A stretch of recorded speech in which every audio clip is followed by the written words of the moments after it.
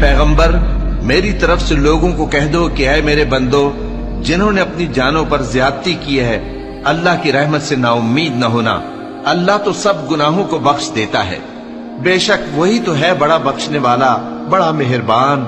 और इससे पहले कि तुम पर अजाब आ वाक़े हो, अपने परवरदिगार की तरफ रुजू करो और उसके फर्माबरदार हो जाओ, वरना बाद में तुमको मदद नहीं मिलेगी।